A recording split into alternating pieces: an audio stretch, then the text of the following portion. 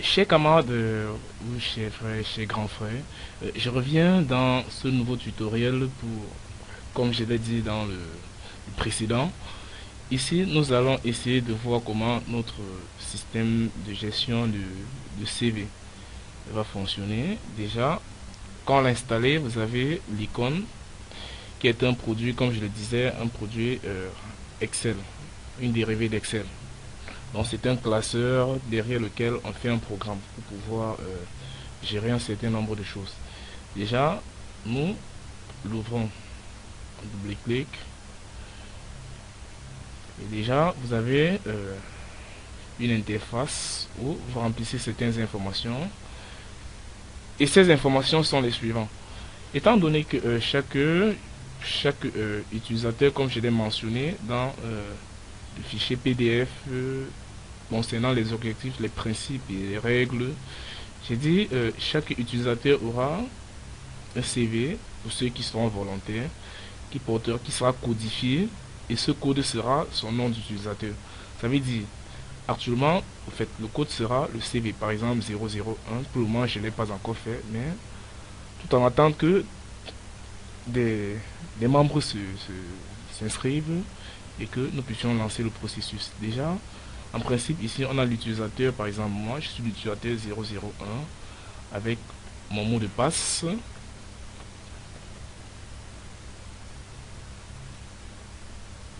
Je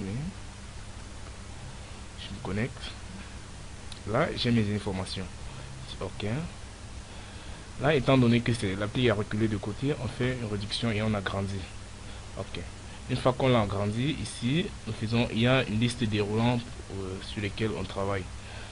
Déjà, premièrement, on a la gestion des utilisateurs. Donc, si peut-être on a un nouvel utilisateur, on clique là-dessus, nouvel utilisateur qui est en anglais.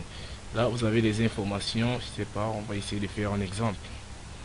Peut-être on est à U17, on peut faire U0 00 018. C'est pas, c'est un monsieur. Peut-être, je sais pas, mécanicien, disons. Son mot de passe, c'est pas 1, 2, 3. On confirme son mot de passe 1, 2, 3. Sa fonction, je sais pas, aussi, disons mécanicien ou étudiant. Ok, on a fini. Et puis on valide. Oui. Voulez-vous créer un utilisateur? On dit ok. Et là, on a fini. On a notre utilisateur 17 qui est mécanicien avec tout le reste, utilisateur, mécanicien, étudiant, la date d'intégration. Là, on a fini avec les utilisateurs. Par la suite, on peut changer un utilisateur. On double-clique. Et là, on a les utilisateurs.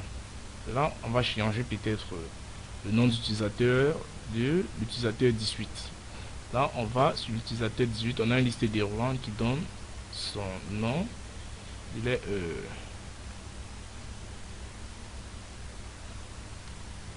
excusez-moi.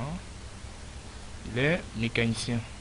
Ok. Et puis, on fait une recherche pour le reste de ces informations. Là, on peut dire, il s'appelle plus mécanicien, il n'est plus mécanicien, il est, je sais pas, c'est une Gabriel, disons comme ça. Et puis, on peut aussi changer son mot de passe qui était 1, 2, 3, l'ancien mot de passe, et on a le nouveau 1, 2, 3, 4. Et on confirme, c'est 1, 2, 3, 4. Et puis, on modifie ces informations. Oui. Ok, là, il s'appelle désormais Gabriel avec un mot de passe 1, 2, 3, 4. Étant donné que le mot de passe est personnel, on ne peut pas voir. Ok, là, on a fini avec cette étape. Par la suite, troisième position, nous avons List View, CV. Ça veut dire, on peut voir les CV. On peut voir les CV. On clique sur cette partie, vous allez voir, il y a 3 CV qui sont enregistrés. Et là, on a photo. Ça veut dire, on a le premier CV. Si nous double-cliquons, nous voyons la photo de celui à qui appartient le CV. Si nous descendons, le deuxième CV, nous double-cliquons, nous voyons à qui appartient ce CV et le troisième, la photo. Et si pour le premier CV, je fais un double-clic, c'est pour ressortir le CV. Là, j'ai le CV de l'utilisateur CV001. Là, si peut-être j'ai une annonce d'emploi qui le concerne, ce que je peux faire tout simplement, c'est que j'essaye de faire un enregistrement de son CV au bureau. Oui. Et puis au bureau, j'ai desktop. Oui. Et maintenant CV001. Là maintenant je peux mettre son nom. Je sais qu'il s'appelle Wamba ici. Je mets son nom d'utilisateur. Quand ça l'indique là, Wamba sans correction, CV. Et puis je fais un enregistrement. Et si je referme, ici je peux déjà fermer. On peut avoir un autre CV. Ça dépend de vous. Il suffit seulement de double-cliquer sur l'identifiant. On a le troisième CV. Ok. Déjà, ce que je fais, je réduis. Je peux aller sur mon bureau. Je vois le CV 001 que je viens d'enregistrer sur le bureau. Je peux postuler à une offre d'emploi avec ce CV. Là, c'est déjà une bonne chose. Là, je rentre. On a fini avec cette étape. Maintenant, on a la dernière étape qui est le réglage. Le réglage, dans le réglage, qu'est-ce qu'on peut faire? Il y a les paramètres de l'appli qu'on peut retoucher. Il y a aussi les nouveaux CV.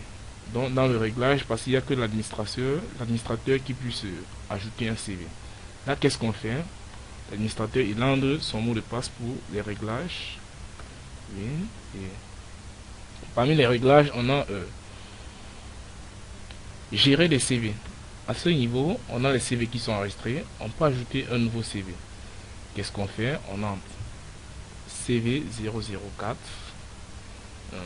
Je sais pas, c'est Mafo, peut-être Blondel.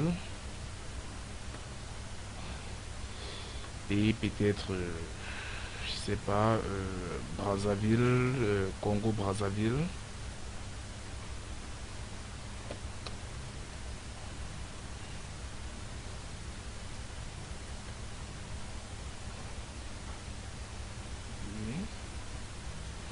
Et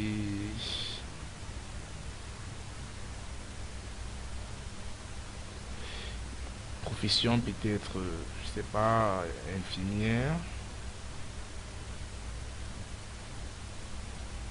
Niveau d'études, environ peut-être bac plus 3. Spécialité, peut-être, je sais pas, bio, je sais pas, bio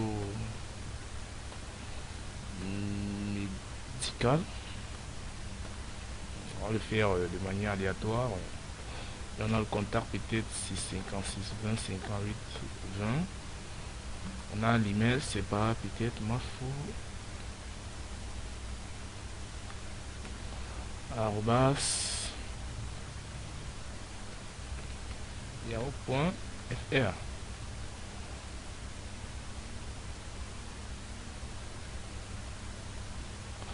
Donc là, code postal 225 200 Brazzaville.